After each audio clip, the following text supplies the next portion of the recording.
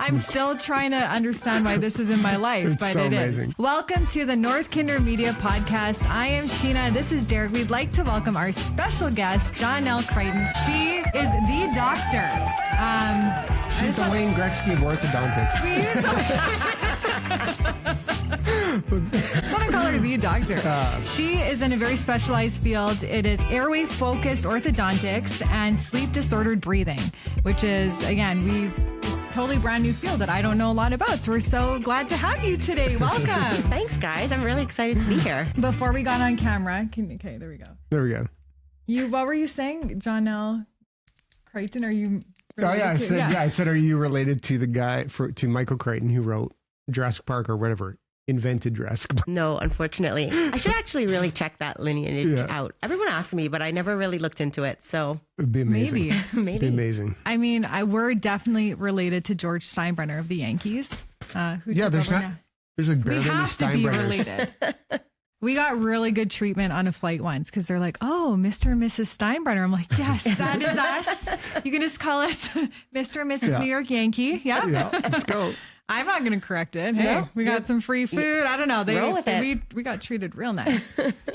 So yeah, tell us about your background. And it was a tongue twister to say it, the air-focused orthodontics and sleep disorder breathing, which is something that, we actually are interested in because our son did have some like breathing issues. So yeah, anyways, tell us about yourself. Okay. Such a loaded question. It's such a really broad field, but really new, and not new to our specialty, but just new to the people, to the public, right? Mm-hmm. Unfortunately, a lot of what we learn and what we know now, it's not taught in schools, and we are trying to push forward really to bring that education to the schools. But it's such a big focus, so underrated, and lack of education where the public and parents don't really know where to turn to. They know that something's not quite right. And there's just this gap between like medicine and dentistry as well. So what are some common issues that you're presented with that you're like, and you said you're kid focused, right? Yeah. Well, kid and adult. So, there's some really big red flags. So snoring, bedwetting, mouth breathing, loud gasping, difficult labor breathing at night, night terrors, sleepwalking, restless sleep. Well, grinding. Yeah, that's why we all had some grinding. Those are red flags, and they're flags because that's the body signaling that it's struggling to breathe at night, struggling to get that oxygen through without all of that effort. And when that occurs, then the body takes over and then something else gives. Mm-hmm. And so we see in the mouth, in our domain, that the jaws don't grow properly. Mm-hmm. And we know that we can get that back on track. And when you do, these kids can sleep better, they rest better. And then that means they can focus in school. You see academic performance go down, even like athletic performance, right? The kids are winded. They're trying to do their drills and they can't really focus because they haven't slept well. It's just such like a slippery slope. It's like an avalanche. And are people misguided a lot of times thinking that maybe their child has asthma or allergies or maybe like a psychological issue, especially if they're having night terrors? I wouldn't even think that would be related to an airway issue. Yeah. And we can go down this. We can talk about this for like weeks, honestly. But yes, when we talk about not just night terrors, but even, the night terrors are one thing, nightmares are another, often closely related. But the other part of it too is like, when they're not sleeping properly, when they wake up, we see that a lot of, let's go back to COVID, actually. This is a really good point. Mm-hmm. We came out of COVID and we heard, I don't know if you guys heard, but anxiety and depression was on this rise, right? Yeah. And we attributed it back because everyone was so cooped up. But the truth of the matter is that we were mouth breathing, right? And so when we don't use this nose, such a small thing that's so forgotten. But that's the basis of, I say, like the ignition to the car, right? You can't turn your car on without your key. The nose is your key. That breathing in the air, that nose has so many features like antibacterial, anti-inflammatory. It filters the toxins out the air. So when you were talking about allergies, it's not that kids don't have allergies. It's that now we've stimulated that inflammation even more because when we mouth breathe, then the nose can't use the features to filter that out. And so it stimulates that inflammatory response. That's crazy. I tell you, this is loaded. We can talk about this all day. A lot of my family members are in the medical field, like medical professions. That was when I started in university. I started in sciences and biology. And so I am very interested in what you have to say. And I just, this is eye-opening for me. Even like ADD and ADHD, right? When I got started in this, I just started seeing a lot of kids with a medication list. And it's sad, right? Because we know that when you start on a medication, eventually you plateau out. And what do we do? It's increase the dosage. And when we've maxed that out, then we add another drug. But when that's happening at like 9 and 12, what are they going to be like crazy. at 18 and 25? And so I was lucky. I just decided to take this course, and then I just started taking more. And I realized that there was sorry to interrupt, but when you were in dental school, there was this course available, or was this after you had graduated and this was just like a self-interest that you had? Yeah. So when I actually came out of residency, I was very lucky that when my residency program for orthodontics, my instructor, like our head of our program, was like heavily focused and really geared us towards functional appliances and using them for early treatment, where a lot of the programs don't unfortunately focus on the early treatment because school programs so short. You have to get through so many cases. You're not trying to pass those patients down. You're trying to feed the cycle, right? And so the programs are limited to what they can teach or what they want to incorporate. And so we were fortunate enough to have that incorporated into our program. Little did I know where that was going to take me. And then when I came out of school, there was this course on myofunctional therapy, which is like how the musculature works. And when I took that, it just made a lot of sense. It connected a few of the dots for me. And then, you take one, you take another, you take more, you meet more people, you take another course. And I ended up with like taking stuff from the Stanford sleep medicine team. Okay. And I can't look back. Once you see it, you can't unsee it.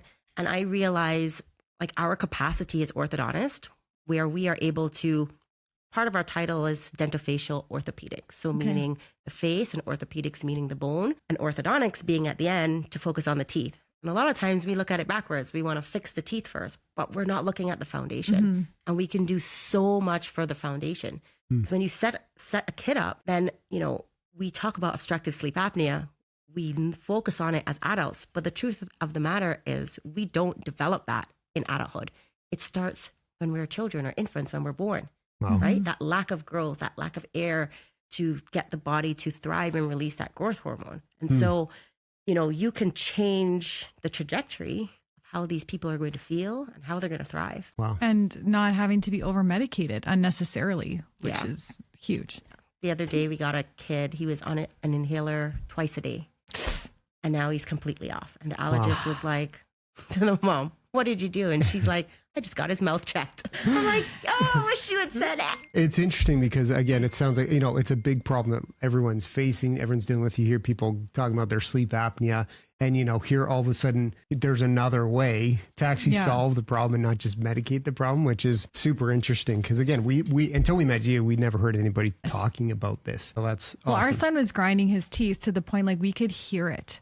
Like we could hear it outside of his room, how loud like that teeth grinding was. And I took him to all these respiratory therapists and techs, and their solution was, "Oh, he needs a CPAP machine." And I was like, I think he's only like 6. Like that feels a bit aggressive to me for him to need a CPAP machine. And so I said no and got a second opinion. And eventually he just kind of like grew out of it. But it was a stressful time for us for sure. The grinding is quite common, actually. And the more like I listen to parents, and now when we get referrals and, what they say is, they grind so loud, I can hear them outside. And so, I chuckle to myself because I'm not the only one. No, you're not crazy. I support you in that. You're not crazy. But it is unfortunate because I say unfortunate because we don't know where to turn, right? Yeah. And we turn to like doctors and we should believe that they have the answer for that when it's more a dental related problem. Right. So they're not wrong for saying like, yeah, they'll grow out of it or there's nothing wrong. And that's the truth. We don't grow out of it. The body just finds a way to adapt around it and something else starts to give later. That's normally what happens,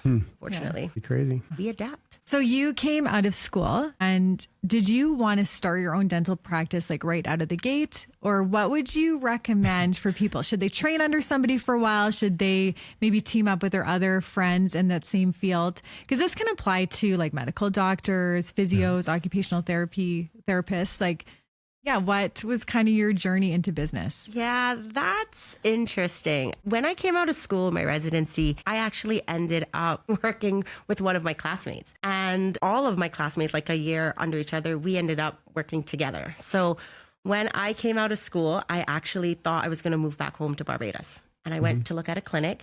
And you stayed in Edmonton? Like, what? No judgment. Because you know what? God had a plan and I was supposed to be here. Yeah, it's all good. It's all good. And then we got to meet. Exactly. And so I was home and I was just about to like get on a flight to come back. And he called me and said, you know, we'd always talked about working together. The associate that I had decided not to take the position. Will you come and work for me? And I was like, maybe, like I'm trying to pack and get on a plane. Like I couldn't really think, but the offer you presented was really good. So when I come back, if that's really if you really mean what you say, then more than likely I'll take it. And I took it. I moved to Red Deer. Wow. Yep. Drove all the way with my mom. Even more glamorous than Edmonton. Knocked that one off my bucket list. Yeah. You know, as a little girl, I always dreamed about moving to Red Deer. Fly your Red Deer people. It's a great place. You're great. But you understand. The funny Barbados or Red Deer, Edmonton. Different kind of snow, white snow, sand, you know, depends how you look at it. All the same. Actually, the funny part to that story is that my best friend she lived in Vancouver and she decided to take a position in Red Deer. And I drove with her from Vancouver to Red Deer. And when we got here, she was like so depressed. And I was just like, it's okay, Maz. Like there's one of everything. You have a Starbucks, a McDonald's, a Denny's. Life's going to be great. Yeah. And what happened the next year? I was in Red Deer. Unplanned. So we were in Red Deer.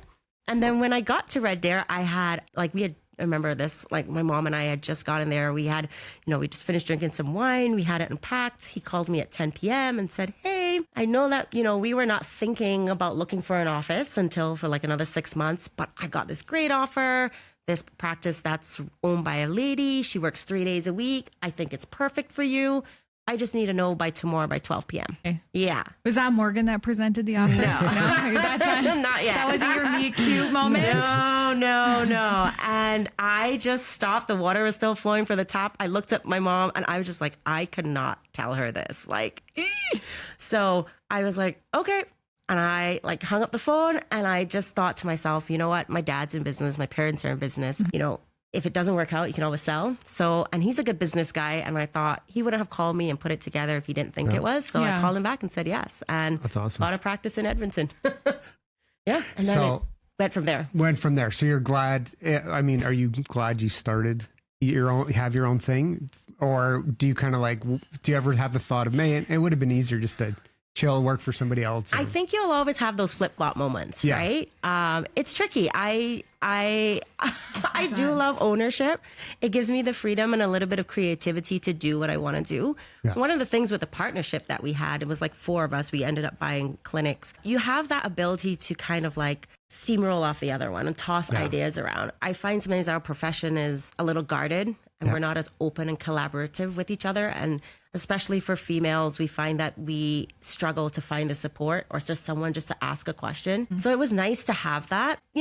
With business, it's kind of like life, right? There's always these ups and downs. And so it's nice to have that support. Sometimes it's also nice just to know you have a 9 to 5, pack up, turn the key, and don't have to do any of the back work at the end of the day. So I'm not sure. I feel like I'm in the middle ground now. Like I do like having that ownership, but some days I'm like, I think because I'm kind of winding down in a weird way, I'm like, I would not mind being an associate. There you go. I don't know if you're winding down. You do have businesses in the U.S. too. I think there's something like maybe we can just fantasize about it. But I think you're a high functioning person. I don't know if I could imagine you being happy just like 9 to 5. See ya. I know. My team keeps saying like I always come back with something else. Yeah, exactly. They're like, The next idea. Another opportunity presents. Yeah. And it does. And it's exciting. I mean, you have to try things and you have to be willing to try something outside of the box. Because if you keep doing what you're doing, the same thing over and over, I feel like we hit a rut.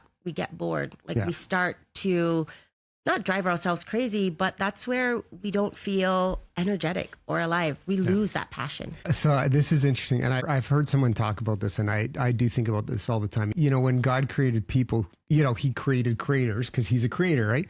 And you think about it, like we're meant to like always, sometimes people say it's a bad thing to always be wanting to like go to the next thing or find something new or like move in a new direction. But like, that's what makes us different from animals. Like you don't see dogs building like AI cities, like that's, they're building their own dog house. Yeah, they're like, there's not like a dog bakery now. After 5,000 years, the dogs have finally moved to the point where they're doing bakeries, or maybe they're farming, right? They're not progressing. That's what we do. Anyways, so that's like, where is this? That's the only reason. problem. Yeah, I'm like, the only it has nothing to do with their brain function abilities. No, it's all about the thumbs. The only animals that are kind of like, they got a glimpse of hope is like the beavers. They're like blocking water. They could almost like, if they just had a little tweak, they could generate electricity, right? With the dams, they're getting close.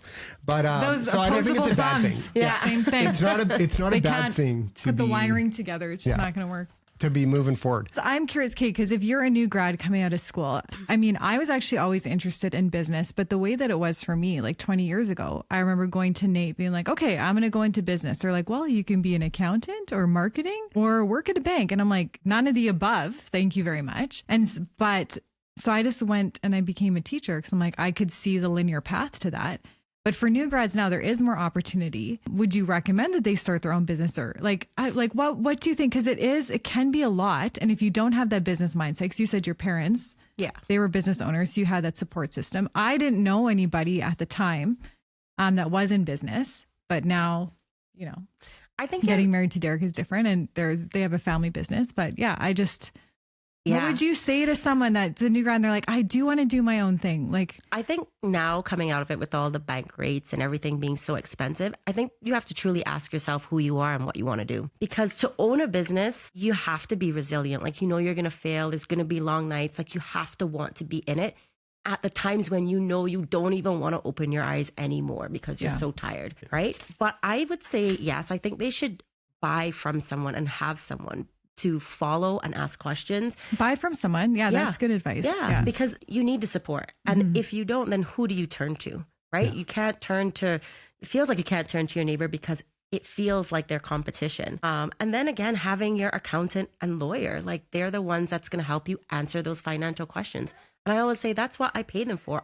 There's certain things I don't want to think about or think so deep about, and it shouldn't be all on my shoulders. Yeah. And I think the society has made us feel that it is all of ours because we own it. And that is the truth. We do own it, but there's other avenues to help support that ownership. Yeah. So I would ask, like, what do you want to do? I say the word on the street is that the grads coming out don't want to own. And I don't think that's a bad thing. Right? Because like the corps have bought up a lot of the offices. They make it so hard for them to own now because there is that like play, like what we can afford versus what the prices they're giving the corps, because it's quantity over quality in a sense, right? And so we are being kind of like, we're like indigenous, like we're just in like, we're going to be extinct almost. And I say that jokingly, but that's how it feels because it's such a smaller group. And then when you go work for a corp, you don't get to learn a lot of the business side of the stuff, and you don't have that as much support, right? So it is a really different playing field on that end. But there's still a lot of us out here. So if they want to do it, like if you want to get into ownership, I still support it. I mean, I've had some really good highs and some really good lows, but it just allows me to, again, create that culture, build a team. I mean, these are people we spend all day with our team, right? Yeah. Probably we spend more time with them than we do with our families at home. And it helped me learn a lot about myself. I've grown a lot and changed and still remain really funny and crazy, but you get to experience that with others. Yeah. So there's something for sole ownership.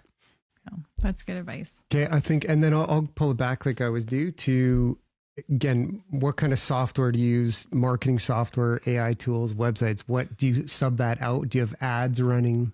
Many questions. Sorry, let's start with do you run the marketing software yourself or your website yourself? No, I don't. I'm a person where I am like, I can do it all. I want it all. And then it's like, what do I do now? And I know I need to do it. And I like to say I'm trendy, but there's a lot on our plate. That's the truth. And so I've kind of outsourced it to other people who are supposed to be good in that area. And they are, and we can be able to collaborate. And I give my feedback and they put it into their bot and spit it out, which is great, right? So we do run ads now. We've gotten more into running ads because we strongly believe that what we have is really different, and we want to change the playing field to the pediatric dental side and to the orthodontic side in terms of AI, because I know that was one of your questions. We recently brought in an AI generated app-based monitoring program, which I think is so cool. they get to go home with a little scan box and they get an app on their phone and they get to scan. And we set up how often we want them to scan. So we get to see them more often, meaning that they don't have to come to the office as often for visits. We just get closer eyes on them. So when things start You'd be collecting a lot more data that way too. Yeah, we have to get on it because it's coming. And we see some of the ads for like AI being able to diagnose and read radiographs. And I don't think of it as a bad thing. Like they can diagnose, but at the end of the day, they'll never be able to treat. So when we fear that, we're going to be gone, we're not. Yeah. And I mean, that's the thing. It's funny because people are a lot of even people I deal with in my industry, maybe older people or like in their 60s and whatnot. There's almost like that fear of AI, but it's like anything.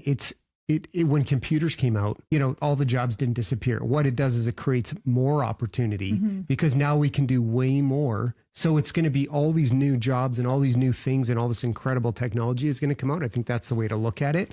Instead of being afraid, you get on the bus, right? Don't miss the bus. Yeah. So I actually heard something funny by Mark Zuckerberg. He was on a podcast and they were talking about AI and he was like, I don't think it's such a bad thing. I think it's just going to cause us to be more creative. Yeah. And I agree. Throw it outside of the bus, you try to think like where it's going and you can't really see the picture. But I think like with time, like I think it's great. Like it will help us take some load off of our plate, but be able to do what we want to do, like spend more time with our patients, right? Like really give back that customer service. I mean, my team already tells me I talk too much. So, but I think it's a great thing. You talk just the right amount. Give me some more time. Yeah. Okay. No, that's amazing. Yeah. You want to go to the next one? I have some questions about my teeth. Okay, doctor, if you could ask me. Derek and I, we do like to do teeth whitening. I got my teeth whitened once at the dentist and they put this gel on with a light. I had excruciating pain for days after, but we did it anyways. Actually, that was the last time I ever did any teeth whitening. I don't do the strips. I don't do anything. But I think it did work. That was like 10 years ago, though. It was so horrible. I'm like, I will never do this again. But they did warn you, like, it's going to hurt if you... I'm like, oh, yeah, just give her the max. No big deal. I'm not here to like, that was hilarious. But we still like to have white teeth. So I use like a mild like tooth whitening toothpaste. Like, what? I don't know. On the whitening side, what would you recommend? I know that's a big question. Well, everyone's teeth come with a color. Right? And so some people's are a little darker, maybe a little yellower or gray. And you can't, unfortunately, get rid of that unless you're looking at doing something more structural, like a crown or a veneer, right? But everything has its moments. So like frequency, can't do it too often. But the things that you can buy over the counter are not as strong as what you get in the office. And some people are going to experience more sensitivity from others. And that's just how the body is. And you can't really avoid it. I would just say to you, like, do you do professional whitening or do you do like the white strips or anything like that? So we do offer whitening at our clinic. I'm not good at being consistent with it. I'll be honest. Your teeth look incredible. So, and I do like off and on, like we'll buy a whitening toothpaste. And I think it's good upkeep, right? When there's nothing wrong with doing like a professional whitening service. Cause I think that's like kind of cleaning your car, right? Yeah. And then just the upkeep in between there, like some white, I'm good for a while. It's like flossing. I floss and then I stop and then I floss again. And so the thing with the white strips for me is the same thing. I'll start really well and I won't really get to the end right away. And then I'll jump back on. So, I actually use a whitening toothpaste that's supposed to be all natural because I heard that that's what Jimmy Fallon uses. It's called Lumino. I think Americans call it Luminex. And so every time we go to the States, I'm like, suitcase full of my toothpaste. I'm like, how many can I buy? Whole Foods. Yeah. And I did get their whitening strips too, but I still feel like I get teeth sensitivity. So I feel like the toothpaste is where it stops for me. You could try vitamin E. That's supposed to help. Yeah. Okay. Interesting. We do a little vitamin E gel paste that comes with the whitening product that we buy. So you can try that a bit. But if you have sensitivity, unfortunately, it's not going to go anywhere. That's what it is. So you should just probably be careful about the amount of times you're whitening. Okay. That's awesome. Thank you, doctor. But you know a I friend, appreciate so come on over. Here's the question. To mouthwash or not to mouthwash? Oh, mouthwash. All right. Yeah, what about fresh. like the alcohol base, like compared to other ones? Or So I would say not alcohol based. They're so strong. It burns. We don't need that. You don't want so you don't need to get right in there with that alcohol-based No. mouthwash. Okay. No. But All right. mouthwash. Do it. Mouthwash. Awesome. I don't Awesome. like to mouthwash, but Um, the doctor said so. You got to do it. And now, okay, so we're over to the rapid fire. Which, Do you have any other questions? Oh, you know what? That was the big one because we still have the next part to go through on the other clinics. So I think I've got mine kind of answered. All right. So coffee, tea, or energy drink? Oh, coffee all day long. Okay, what's your favorite coffee? Because you guys are in the States. Like company? Because my thing, when I go to the States, I don't know what it is. I don't know if it's because we don't have access to it, but like a Dunkin' Donuts coffee. That's why. I love you got obsessed with Dunkin' Donuts. I love Dutch Bros. Oh. I'm a massive Dutch Bros guy. Like I'll go out of my way to get that Dutch Bros. Like 45 minutes out of the way Krispy on a Kreme, road trip, Dutch Bros stand. Well, Krispy Kreme we finally have, and I love Krispy Kreme. Oh, yeah. So I don't know. But yeah. I'm still a Starbucks to heart. Okay. And I mean, Dunkin' Donuts, that saved us through school. Like, Yeah. DD is like solid, our foundation. To the grave. Yeah. Where did you go to school? I went to school in Florida. So I went to school at Florida International University for undergrad. Wow. And then I went to Nova Southeastern University for dental. Wow. That's a Fun great times in that's a Florida. great life. I'm surprised I still graduated. It was the Dunkin'. The Dunkin'. It's the only Dunkin'. reason. Helps you Saving- graduate helps one you cup at a graduate, time. yeah. What's your Exactly. slogan? Keeps you running? Yeah, that's, Probably. I can verify. One thing you can't live without that you use every day. Can't say cell phone. Morgan said it. I can say Morgan. Right under the bus. Can't top that. Yeah. Okay, Incredible. so I did ask this. Colgate, Crest. I use Lumino. Other. What's your preferred? I still use Colgate and I use Crest whitening. Okay. Because here's the thing, it's like This is not working for the rapid fire though. Okay. no, go so ahead. because I'm like every commercial, Colgate is the number one dentist recommended. Then It Crest says is like recommended. It's kind of like one thing we didn't talk about was with realtors. Everybody is the top 1%. But I'm like, Derek? because he's the Wayne Gretzky of real Yes. estate. But I'm like, what? How can everybody be the top 1%? Who are the other 99?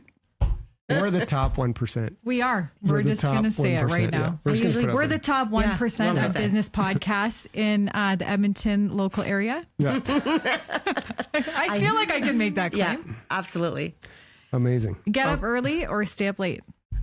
I am more in favor of getting up early, but I nap so then I stay up late, which is like so awesome because everyone's asleep. I know. It's like when it's quiet, you can just get everything done. I'm going to go with get up early.